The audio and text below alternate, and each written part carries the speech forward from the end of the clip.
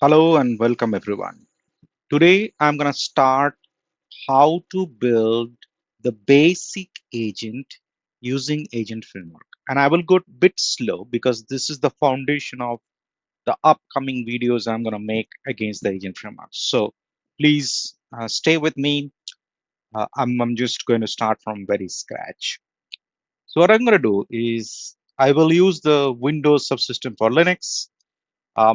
You can use any environment to build this. So let me go into my WSL. So you can see that it is now visible here. So now let me increase the font size a bit more so that you see things a bit. Let me give it a full screen view and increase the font size. So let me create a agent fx. That's the folder I'm going to create.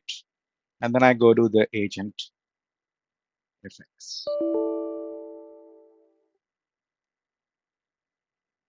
So when I'm going to inside this project, right, you see that right now I don't have any. I could do this code dot one dot and it opens the Visual Studio Code, or else if you have the Visual Studio Code running, you can just bring it into the screen. So you see here, I'm going to just say that open a folder. Before that, you need to connect that. So now you select the agent FX.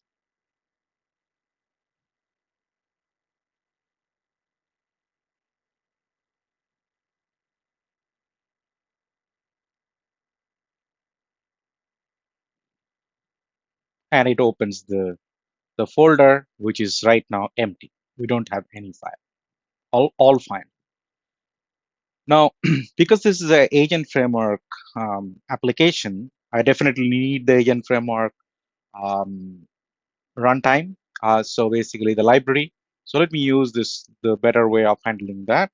So I'll say requirements.txt. If you do that, and then say agent, the name of the library is framework. But then I may have other things in other versions, so I don't want to create conflict. So I will do a couple of things here. So I'll come back here in this screen, and I will create a virtual environment using Python venv. So I'll say Python, and there's mvenv, and then I give name as venv. So that becomes my virtual environment for Python.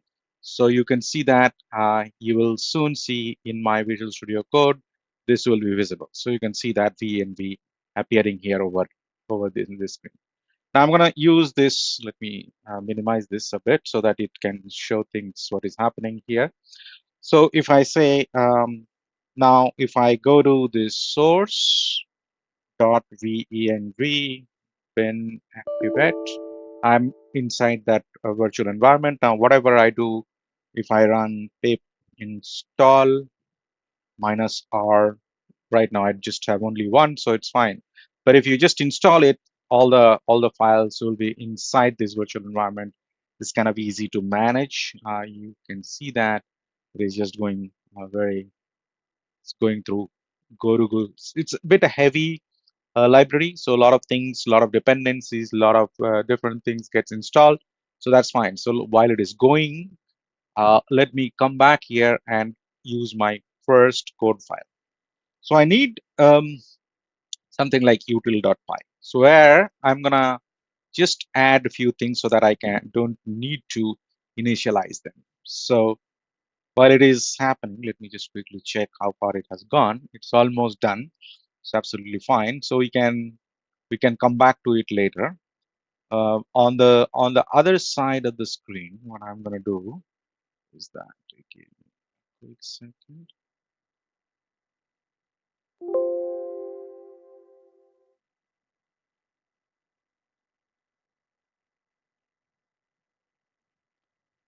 Hopefully this will be done soon. While it is happening, what I'm going to do, just pull few information quickly from my thing. So I need a few things. I need a model, and this model needs to be deployed somewhere.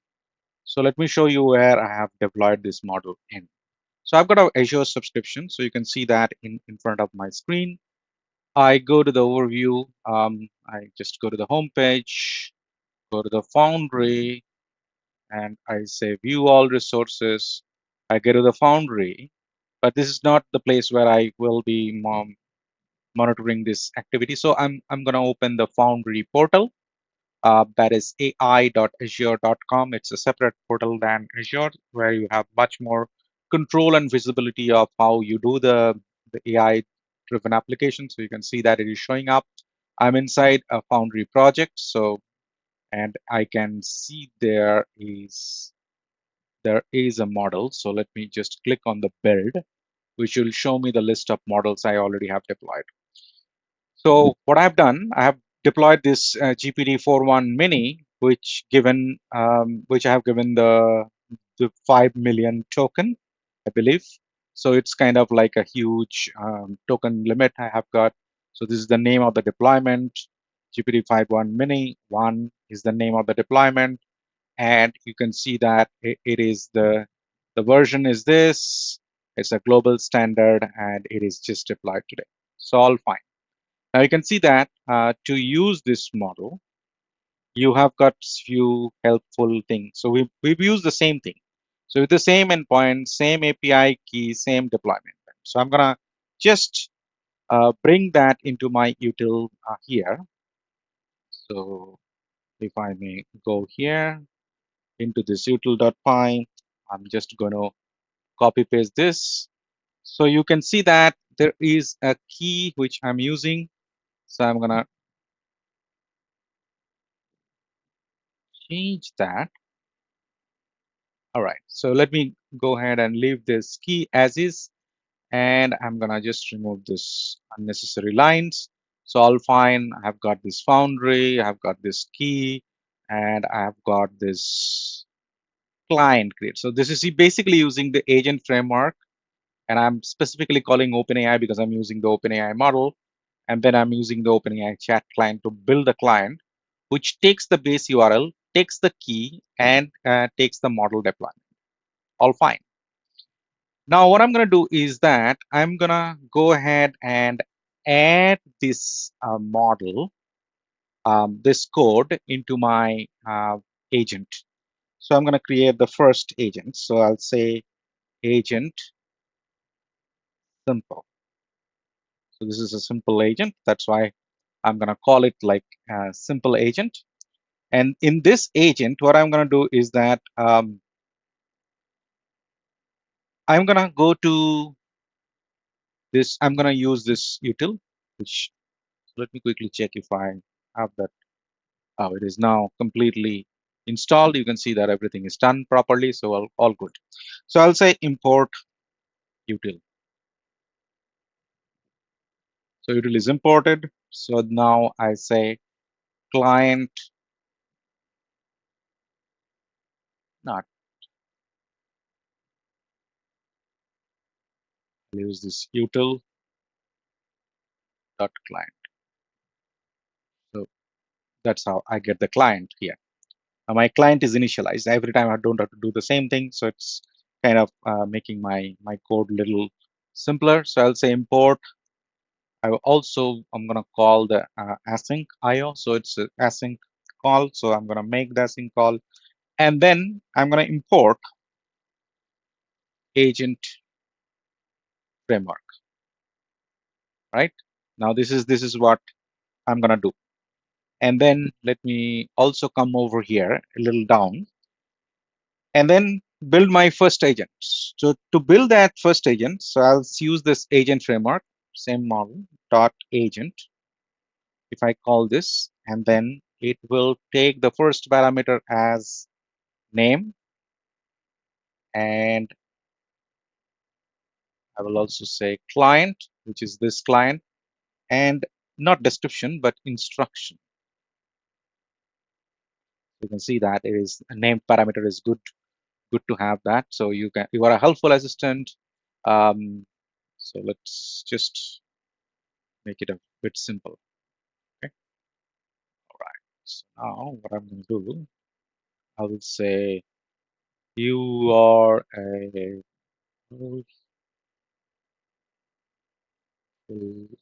assistant and answer cheerfully. Okay, so this is the instruction I'm going to give. So I need three things: the client, the name of the agent, and then the instruction, that is the system prompt. After that's it. That's all I need to build an agent. Now, this is not the right agent, because an agent, all of us know that it is the LLM which calls tools. We don't have tools at this point in time, but we need this async IO to call this agent. So let's say that what is the capital of France is the question someone is asking, and then I will say yes if it is this. So I'm using the GitHub Copilot, which is why it is giving me little help. So you can see that it is now going to ask this question, that what is the capital of France? So let me clear this window and run this code over here while you can view this at this place, and then let me just run it here. Now, if I say Python 3, which I have installed here, and then I just call this function agent simple Python, this is giving me some error. So agent has no attribute called chat. Right. So let me just quickly check what this really means. I'm just going to check this agent framework, agent client assistant. I don't need. Sorry. So this was the. All right. Now it should not complain. If I run this, I have asked this question like, what is the capital of France? So it's going to go ahead, get its memory, and get me the answer with a little cheerful. A little bit of icons are there. Now, let me ask a very simple question. What is the day today? Okay. So if I ask this question, come back over here and ask this, you're going to get something wrong, because this is an old model. And this model got trained long back. So it probably picked up some date, but which is not today's date. So today is 24th April 2026. You can see from my system window that this is not the right thing. So what we will do next is that we'll use some sort of tool when the power of a real agent comes when you start using this tool. But in our next demo, on to show you how you can call tools at runtime dynamically, decided by the agent, to get this kind of deterministic answer, so that you don't completely rely on the large language model, but you bring in your kind of logic and things which you need to do at this point in time. So with this, I want to end here. Thank you very much for watching. We will follow up with the tools in this similar demo.